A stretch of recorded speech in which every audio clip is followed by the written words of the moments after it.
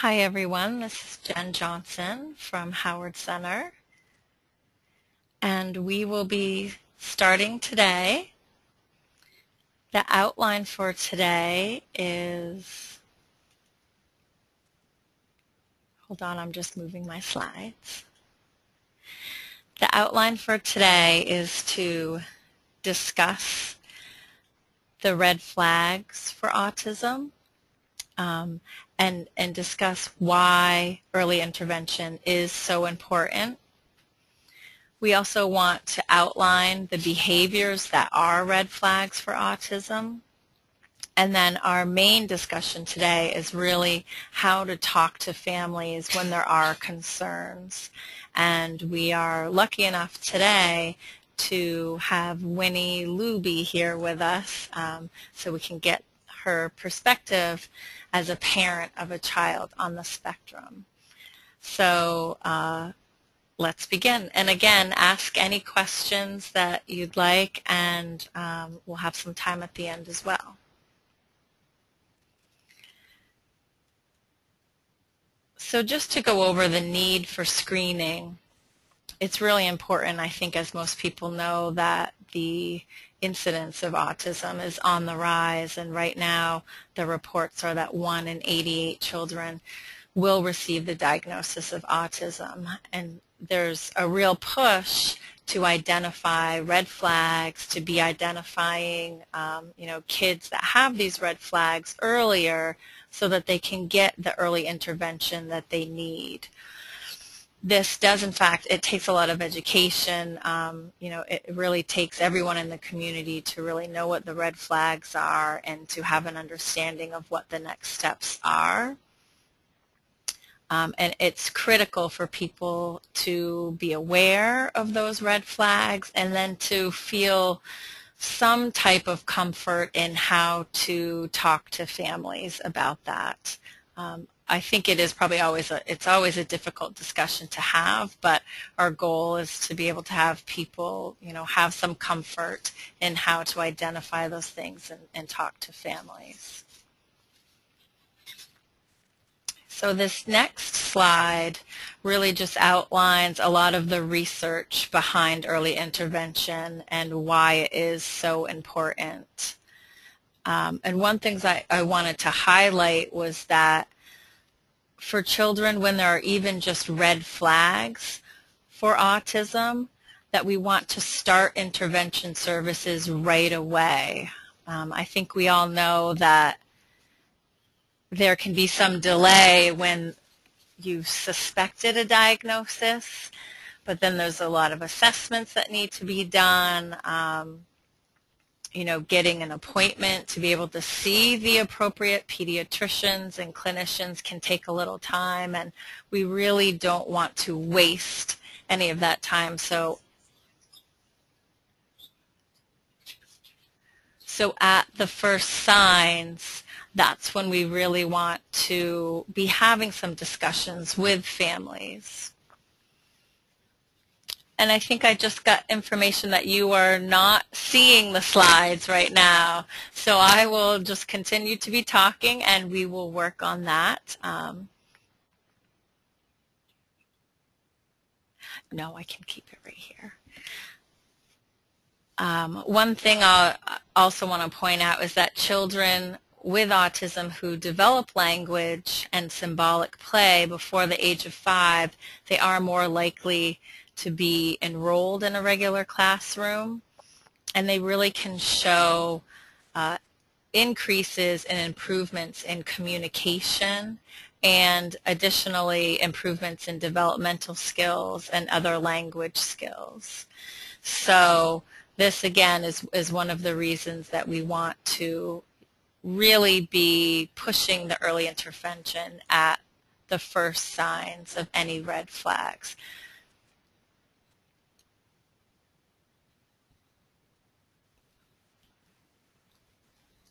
What are some red flags for autism? I'll talk about a few of those right now.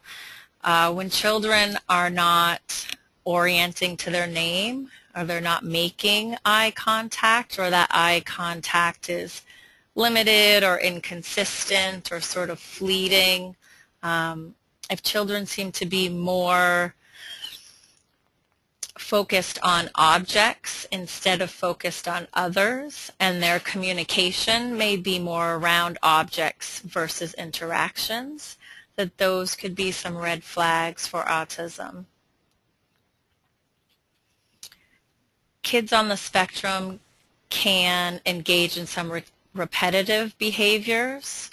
This might be things like, wanting to really play in a certain way with items, maybe lining up cars or different toys, maybe only wanting to watch certain shows on TV, or only wanting to drink from a certain cup at home, but then becoming really distraught or really frustrated when changes happen, or if someone is trying to interrupt any repetitive behaviors that they might be trying to engage in, whether it's only walking a certain way when you're going on a walk in a neighborhood, or some kids will open and shut their eyes, or might do some flapping of their arms, or different repetitive behaviors in that way.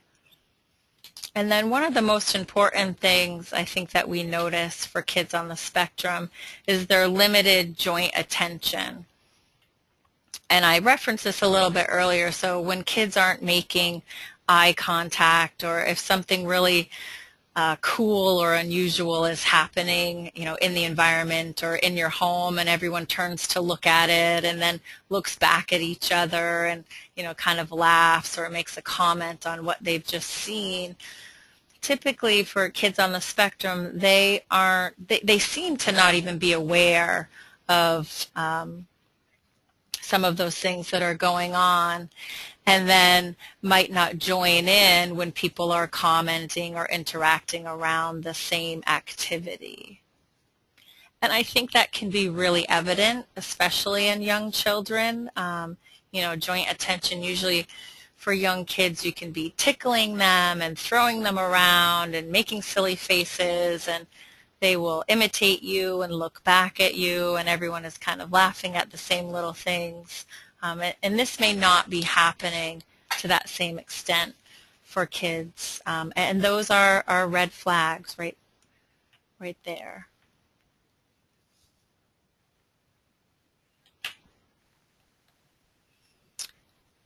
I wanted to just give a little bit of information on some resources and tools to help identify red flags.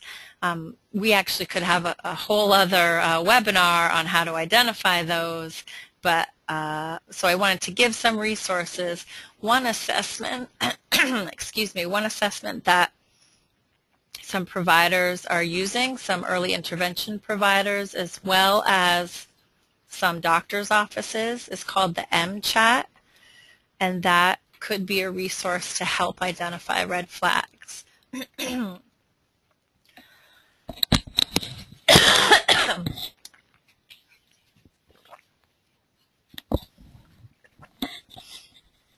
Also, if you've been to the website Autism Speaks, they have some nice videos that show typically developing kids, as well as kids where there are red flags for autism, and I think that website can be especially useful because of the videos and things that they have.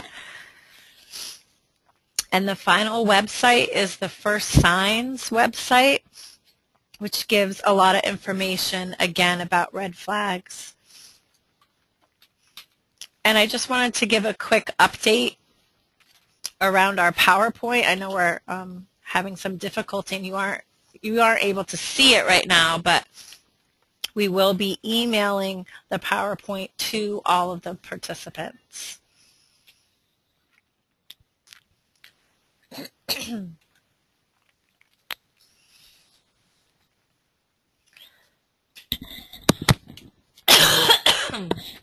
I apologize to too. Just for me, my allergies have been really bad, so my voice is scratchy, so bear with me. Now we really want to get into the meat of the discussion around how to talk to families when you do suspect a diagnosis. Those conversations are really hard to have. Things that people have said to me around what are the hardest parts are thinking, well, what if I'm wrong? What if it's nothing and I get their fears up? What if the family gets angry with me? We've built such a nice relationship. I really want to help move them through. I'm not sure if they're ready yet. I think that is one of the one of the things that we hear a lot is thinking about when a family is ready to hear about concerns, because we don't know how they will react.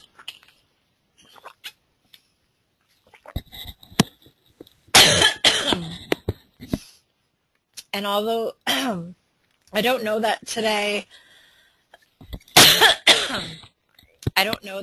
we will be able to give you specific answers for that. I think those are always concerns, but the hope is that people will be able to weigh those concerns and move past them and know that there really are benefits to having those conversations. And again, that the benefits really are that early identification can lead to early treatment. The results are really beneficial, and we want to help families get to that point. I think there can be a lot of times where families actually do have a little bit of worry and concerns of their own.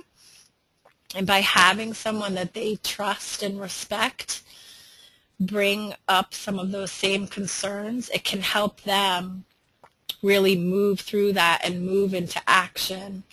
And it can help alleviate some of their worries because they're not the only one who is thinking or seeing some of those things. And if a family does have some worry, it's nice to be able to replace that worry and that unknown. Oh, good. We just got something that said it's working. So I'm hoping that everybody has the PowerPoint slides right now. And I'll just let you know that the slide that we are on is the what are the benefits of having those conversations. Great. So it looks like everyone is on.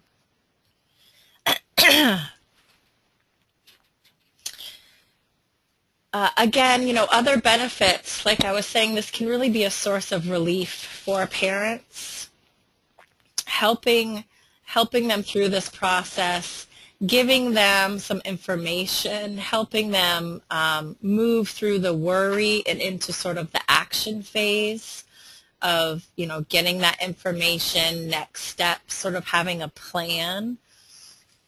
Also, I think another good thing to think about is that, just by identifying red flags, remember, it doesn't mean that you are diagnosing that child. It means that there are red flags and that other assessments should be done and that is best practice. And really by doing more involved assessments, it could actually rule out autism. There might be other diagnoses there, and it can give a clearer picture of that child's development and put them back on their developmental trajectory, really.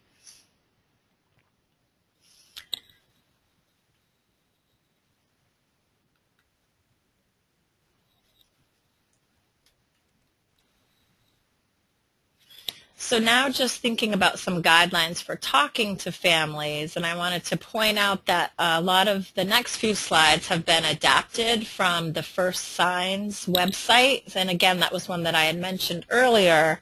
This is a really nice one to give information to families, but it's also great for providers too. So I think when thinking about talking to families first about concerns, you really need to think about setting the stage for this conversation, allowing enough time when you're scheduling your screening or scheduling your home visit, because parents are going to likely have a lot of questions. They will probably feel emotional. You may need to help them work through some of that to get some of their questions answered. I think we'd all hate to have a visit and say, well, I'm sorry, there's a lot of concerns we've raised and discussed, but now I need to move on to my next appointment. So really allowing enough time so you can really be there and be with the family, through this moment in time. I think a lot of families, and I know Winnie will give us a nice perspective, but a lot of families, they certainly remember having these conversations and the first time that it was discussed with them. And I think if you have time and just kind of go slowly, that those have all been some recommendations. And just to be there to listen, I think there will likely be a lot of questions and concerns that you can't answer in the moment, nor that you probably should be attempting to answer, but be there to listen and to say, I will help you find that answer. Here are some resources. Here are the next steps.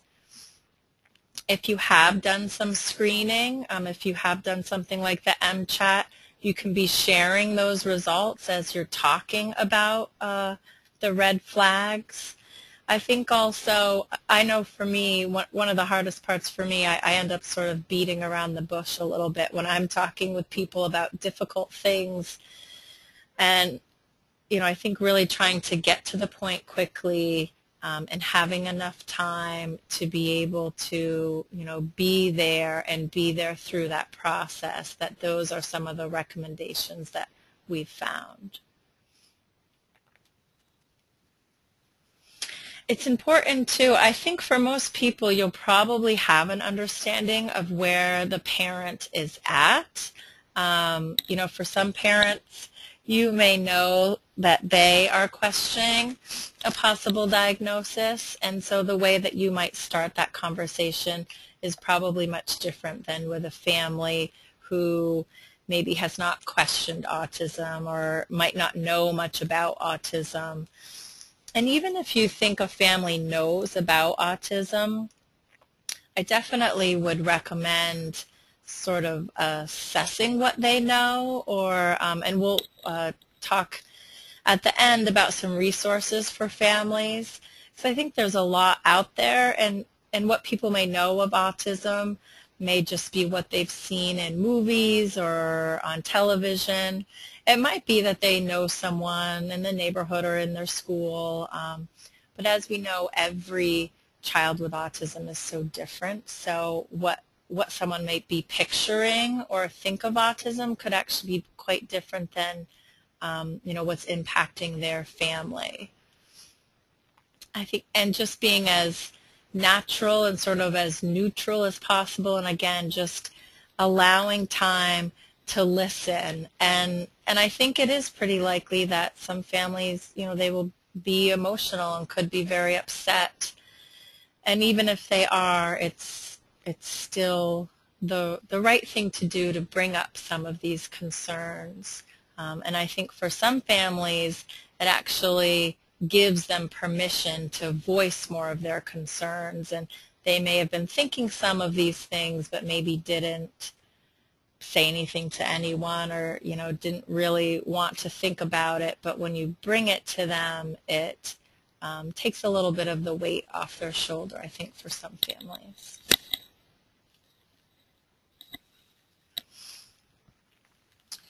Thinking about putting yourself in that parent's shoes, being really empathetic in your tone and your manner, just really being supportive and caring. I think it's probably hard for any of us to imagine truly how it feels, but just knowing that this is a very difficult time, and make sure that you're going slow, that you're pausing, and that you give the parent permission to be upset or be angry or frustrated, and they may take some of that out in the moment, or it may come out later. But I think just putting yourself in their shoes, because it's something I think probably most parents haven't imagined yet. One thing, too, to think about, depending on your relationship with that family or how long you've worked with them, there might be other people that they feel closely with, possibly a child care provider or someone that has been working with the family for quite some time but maybe has faded off the team. Thinking about, is this an appropriate time to have that person there too, so that the family can feel like they have someone that they're connected with and feel comfortable with as they are starting to absorb all of this information.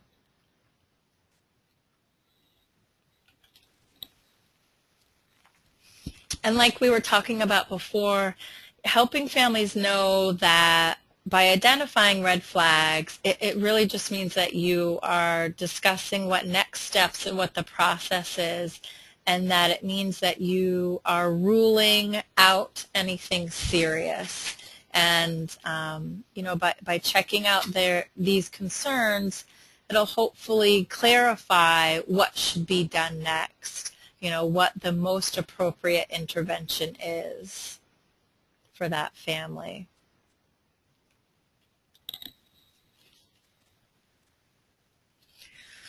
The other thing too, and I do believe we have in one of our slides here,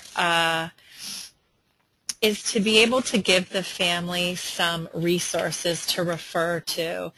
I think we all absorb information differently and respond to sort of stress in different ways, and there are probably going to be some families that will want to process it more on their own, may not say very much, but would on their own, you know, go and look up autism or treatments or red flags. And I think that the internet, it can be very helpful, but the thing that I think we can do for families is help point them in the right direction for sites that will give them the most up-to-date information that's you know, supported by research and is very current. But I do think for a lot of families, they're going to go either seek out resources or look at the resources that you've supplied with them, so they can, again, further sort of wrap their mind around things.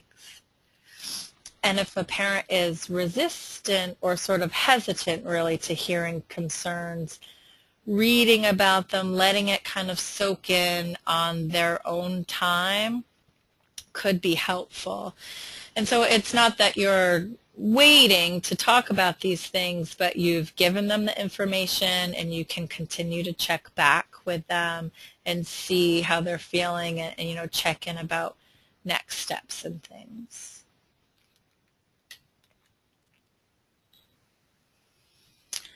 One thing that's focused on too, which I think is hard to think about when we think about our families and our kids, but really in the medical community, if there are concerns about you know, something and there should be further tests done, really they're usually discussed immediately, and the process of the future tests are done very soon after as well. And I think that's just another headset for providers to have. So I think when we think about, well, if a family isn't ready for the diagnosis, or you know, maybe next year or maybe in 6 months, that you know, there is some thought out there to thinking about this like it is a bit of a medical diagnosis, and we want to get to that information as quickly as possible so that we can begin treating that child and that family together as soon as possible. And again, and I think it can be hard, especially with really young kids. You know, it's easy to say, oh, well, I was sort of that same way when I was younger, or, you know, he has a cousin that didn't talk till he was 5. And I think all of those things certainly are true and are out there for families. But if the child in question actually does have a diagnosis of autism, those delays won't go away on their own like they might, you know, for other kids. And I think it's one of those things that you'll want to continue to be working with families to help them see the benefits of ruling out a diagnosis, or, you know, seeing what the next steps are.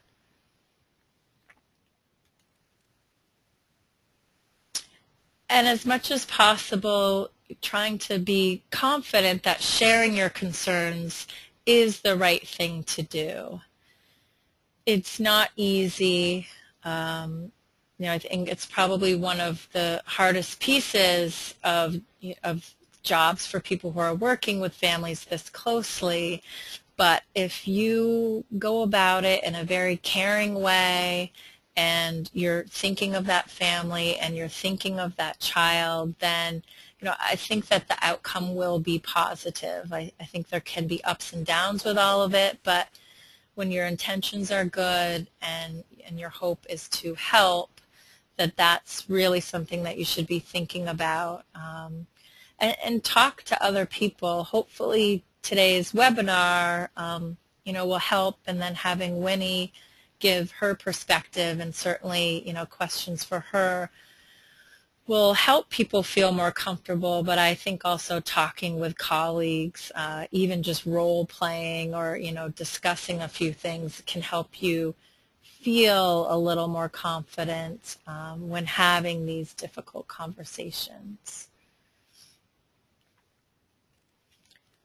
And so I want to make sure that we have time for Winnie, and I am going to give her the microphone right now so she can talk to you about her experiences.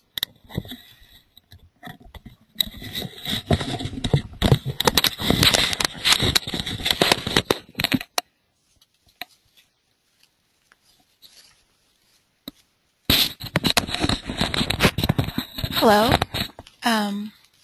So I was going to talk about my daughter, who's now 7 years old. She was first diagnosed with autism when she was about 4.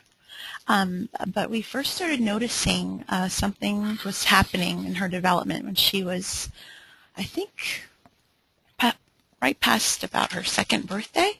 Up until that point, she had been hitting most of her milestones. She wasn't talking a whole lot, but she had older siblings at that point and a younger baby brother who they kind of filled in the blanks. You know, it's kind of a noisy household, so we didn't really worry about it coming too much. So what changed was that it seemed that her development kind of plateaued at about 3 years old, where my husband and I kind of tallied the months where that winter when she was 3, she didn't really leave the house much. It was really cold. We couldn't get her into a snowsuit. She would have temper tantrums when we left the house. She didn't like the grocery store because of the noises and smells and the lights. And we were trying to figure out what was going on. Like, we thought maybe she had some kind of mental health issue that we didn't know. We thought, well, what are we not doing right? She has these other siblings that, you know, they never had these problems. We're not sure what's going on. So first we went to the pediatrician, and she suggested that we just kind of, you know, take a tally of her words and maybe log her behavior for a little while, and we could talk about it some more. But in the meantime, just kind of try to get her talking, do some reading with her. And at that point, no one mentioned autism yet. So when I first heard the words autism, it came from a friend of ours who'd known my daughter since she was a baby till this point. And this friend had actually worked in special education for several years, which was really a plus for us as our family. And she said, you know, have you noticed something going on with Little Bit here? She's not really making eye contact with me. She's kind of looking at me sideways, and she's gotten really quiet. Have you noticed what's going on with her? And at that moment, my heart kind of sunk because we're like, well, yeah, we did notice. But it felt pretty awful. But at the same time, we really appreciated her honesty, just being really straightforward with us about, yeah, you need to get to the doctor and say specifically the words autism and talk about getting an evaluation done and talking about going to the CDC and seeing what can happen, because this could get worse as she gets older.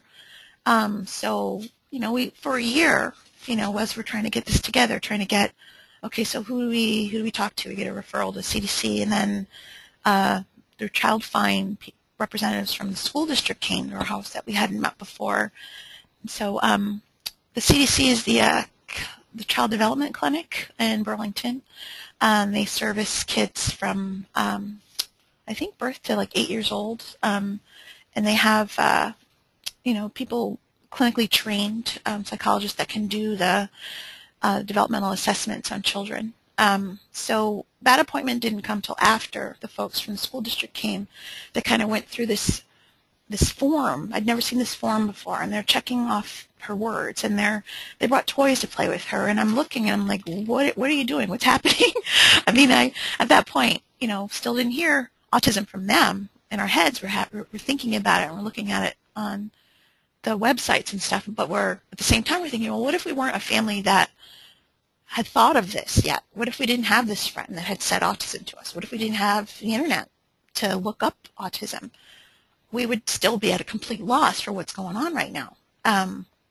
So she started preschool part-time before her CDC appointment came. So we still don't have an official diagnosis of autism yet.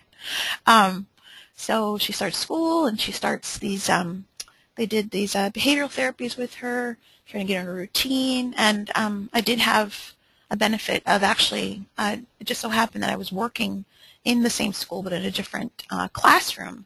So this whole world was new to me at this point, which is it was overwhelming to say the least, but I was glad that I kind of had that access to her where I could check in with her paras and check in with her teacher and see how she was, and they could give me feedback every day if I really wanted it.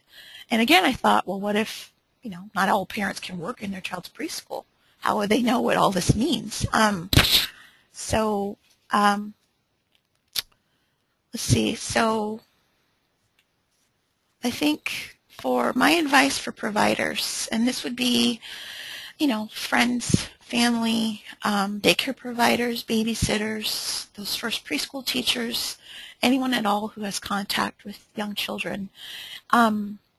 If you have developed or want to develop a very trusting relationship with families, because this is going to be a relationship that carries on throughout their school years, hopefully, you want the family to have trust in you and your professionalism and your abilities to take care of their child when they're not there to see what's happening. And so I think to start that relationship, it'd be very important to be as straightforward as you can, using all of your, professional best judgment, and using your colleagues for advice as much as possible, or saying, hey, I don't really know what to say or how to say it. Can you give me some pointers? Or, hey, you've talked to them more than I have. How would you put this? Or where do you see them at? And like, would they be able to accept hearing about autism from me in this way? Because I think when parents can trust that you're going to tell them the truth from the beginning, it sets their family up for a healthy, they'll be a very successful, functional unit, and the parents will be able to better advocate for their child as they go on, because it's not as if autism will be this kind of awful thing that will, it'll be a hardship, it'll be hard, but if they know they have support, and they know they can trust the people who are taking care of their child when they're not around, then that will just make it so much better. I mean, I don't know what we would have done without that huge support network that we've developed. Now that she's 7, we've all these people in our lives that know her, have known her since she was so little, that check in on her all the time. I'm Facebook friends with a couple of her old teachers, and they see pictures of her developing and changing and say, wow, she's grown so much. She's such a rock star now, she's doing so well. So that would be my big takeaway thing. Just building on that trust, starting off with openness and honesty, and then asking for guidance when you don't know what to do.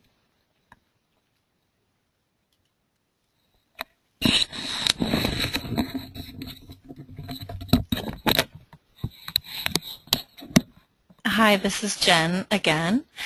So I think what we'll do is we can go through the next few slides, just give sort of a potential script, just kind of some ideas for people, and then we have some resources. And then we would love if people have any questions to let us know what those are. So for the potential script, being able to check in with the family, starting off by letting them know what their child is doing well, how hard he's working, how hard the family has worked, what a great support they are to him. But then posing, like Winnie was saying, but have you noticed, a delay in language, or have you noticed the tantrums increasing, because they seem to be, and get that parent's perspective to see if they're seeing the same things that you are. So you might be pointing out a few things, but giving them the floor to be able to let you know what they think and what they've seen. You might be saying something like, we've talked about him being distant, and your goal and your desire for him to interact more. So use, discussions that you've had in the past where you have both sort of identified some things that the family would like him to work on, like this child to work on. And then let them know that some of those behaviors could be red flags for autism. And then letting them know that research really suggests that if there is a delay in language and play and interactions that look similar to what their child might be exhibiting, then it's a good idea to rule out developmental delays, including autism. And I think probably at that time, asking them, pausing, asking them, how much do you know about autism? Have you ever heard of it? Had you had concerns about autism before? Let some of the information sink in, pause, and sort of see where they're at with it. And then letting them know, too, it's a lot to take in. How are you feeling? So I think assessing how they're feeling about it, checking in with them, letting them know, too, what are the next steps. So you've identified that you feel like there's some red flags. What should we do next? I think that is probably an important piece for families, so that they just don't feel like, okay, we've discussed autism, but now what? Is anyone going to speak more to me about it? What will happen? What should I do? And I think the next step is typically to have a developmental pediatrician do some assessments and evaluate this child.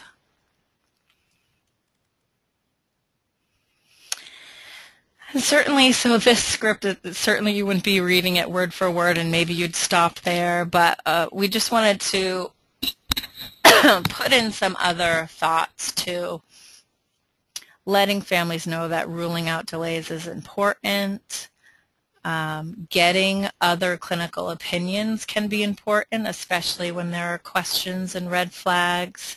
But also, again, making sure that you sort of round things out and end things, letting the family know, just how wonderful their son is and how loving the family is, and how much you want the best for them. So again, just kind of joining them and being honest, but doing so in a really caring way. asking them, what are your questions? Are there things you'd like me to go over with you again? Should I call you later this week to follow up when you've had a couple days to think about it? Just really making sure that they know that you're there for them, that you'll be there for, the next couple of days if they need it, and you'll be there throughout this process.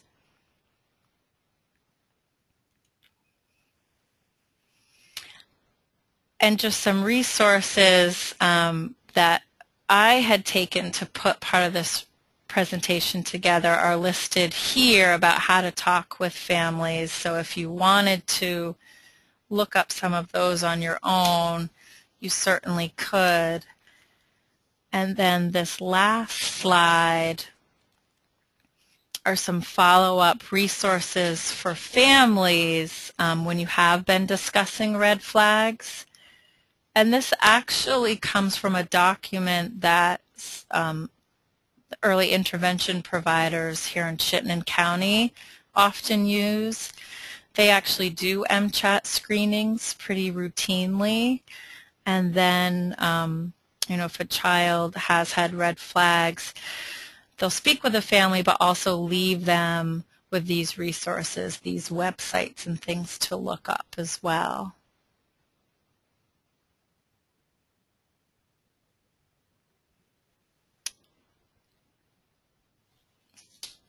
So I guess now we'll take any questions. And I have one right here, a question about, is there any advice when you're talking with parents who have very different views on their child's behavior? Maybe one parent is seeing red flags, but the other is feeling like everything is fine. How to go about that? I don't know, Winnie, if you want to jump in for this one and I can piggyback on. Okay, here's Winnie.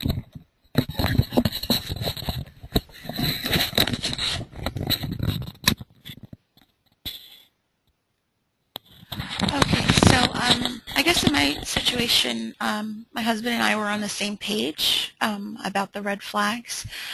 I'd say if you're facing a situation where parents have different views, if you could again bring up that point that, well, this could rule it out or actually confirm. So, one of you might be right, one of you might be wrong in either situation, but for your child's best interest, it's better to be safe than to not know, because again, the symptoms, if it is autism, those symptoms won't go away and it'll actually get more intense and be harder to turn around as the child gets older.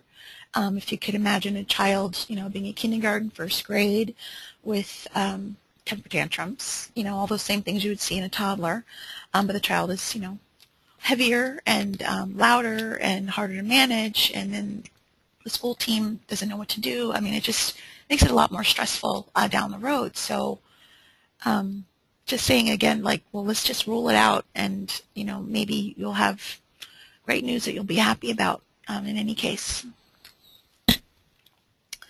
There's another question. Did any providers give me advice on how to involve my other children in my daughter's development? Actually, they didn't. When we got the results from, let's see, that first report, not from the CDC, but from the school team, they talked about her gaps in development, like how many percentages she was below kids her own age. And my other kids were around at the time. They were kind of listening, not listening. So we weren't really able, it would have been great to kind of have a discussion with all of us. Now that I think about it, it would have been great to kind of sit around the table and talk about, give our older kids a chance to ask questions if they had any, or, if the providers had any ideas of things we could be doing at home with her, that would have been great. Yeah. Okay.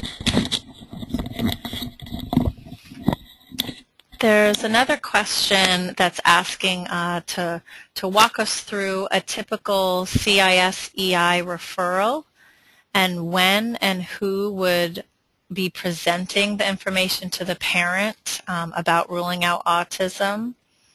And I guess what I'll say for this, so what I know about the process is, at least here in Chittenden County, that typically kids upon entering CIS-EI will often receive the MCHAT evaluation, and I believe that that's done usually through the service coordinator or possibly the developmental educator.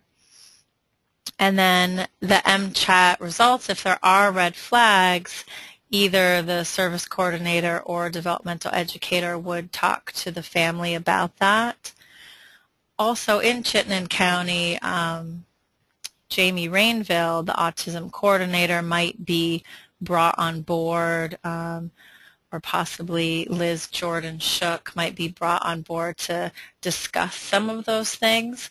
But I think what people try to do is have a balance of sort of the experts in autism along with who has the closest relationship with the family and giving some of this information and walking them through it. So I think it's a little bit of a balance.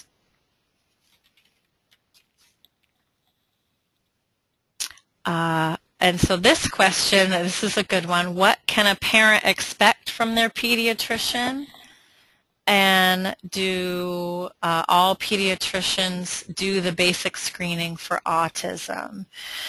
This is a tough one to answer. Our hope, and I think there's a real push right now, is that pediatricians are doing actually the MCHAT for kids at 18 months and at 2 years, regardless, just with their well child visits.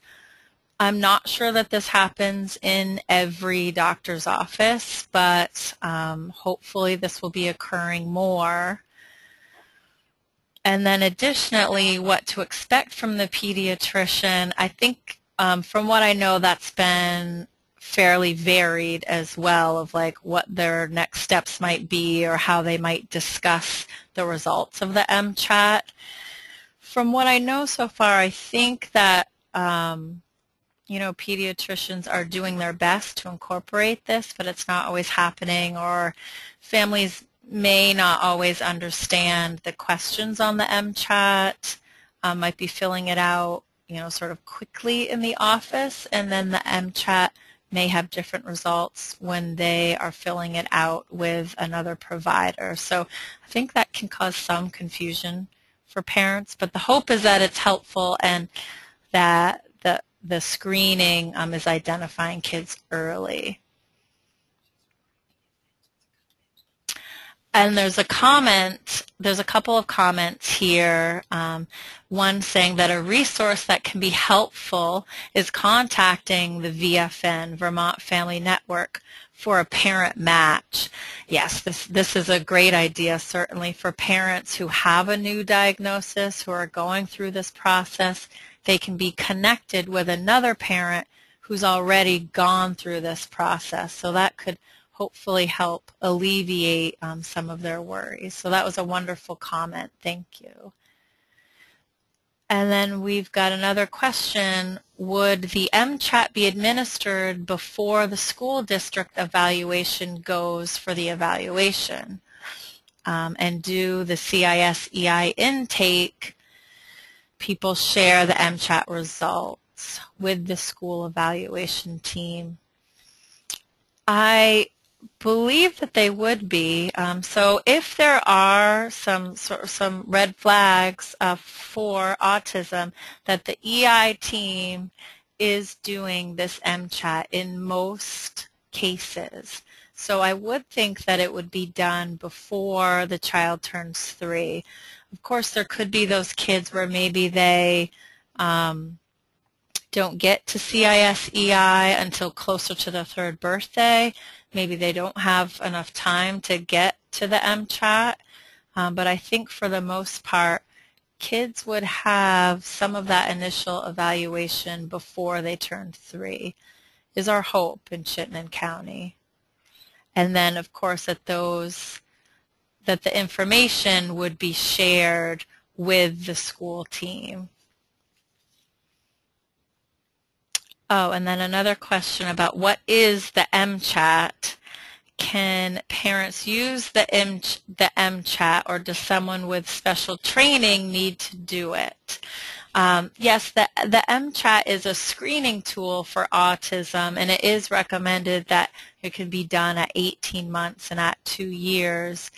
People are typically trained in how to administer the MChat. I do think a family, could probably go online and find it and answer some of those questions on their own and get a sense of things. But as far as scoring, there's sort of a specific way to score it. There's also some follow-up interview questions that I know that the early intervention team in Chittenden County has gotten some training around, so that they they're pretty skilled in being able to give this, because I do think some of the questions can be confusing and can maybe need some more information or examples. And I think that's a benefit that the CISEI team here, that they can give to families that possibly families don't get from the pediatrician, is someone to really sit with them and walk through it and even go through the interview process as well. So a great question here. Any suggestions when talking with parents who have culturally diverse backgrounds, using an interpreter, how to be doing that in a sensitive way? And then, is the MChat culturally sensitive? That's a great question. I think certainly for families of different cultural backgrounds, it brings about some more diversity for people to think about in discussing with families red flags. And I think you do have to be sensitive to the family culture and learn a bit about that to be able to, I think, probably work with them in the best way. The MChat, I'm not sure specifically about its cultural sensitivity, but I do know that people will attempt to use interpreters for things, and that can be helpful, because I think for some, for families, it's very hard to explain autism to anybody, and I think when you have a language barrier, or culturally it's not something that you've been exposed to much, that will be another piece of the puzzle for the team to really think about. And then there's another question here, excuse me, about how long would it take to become trained? I actually am not sure specifically. I don't know if anyone else on the webinar has information about that. I think it may be a half-day long training or so. I know that people at CISEI in Chittenden County were all trained, and they've had some follow-up training, but I'm not sure specifically how they got that and how long it took.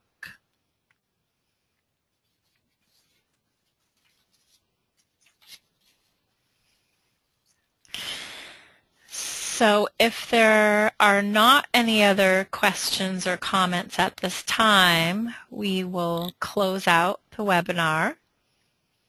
I just want to thank everyone for joining us for today's webinar. This webinar will be archived on the Vermont Family Network's website, along with many other previously recorded webinars. So be sure to visit VFN's website at www.vermontfamilynetwork.org for a complete list of upcoming webinars, workshops, and support groups. Thank you, and have a great day.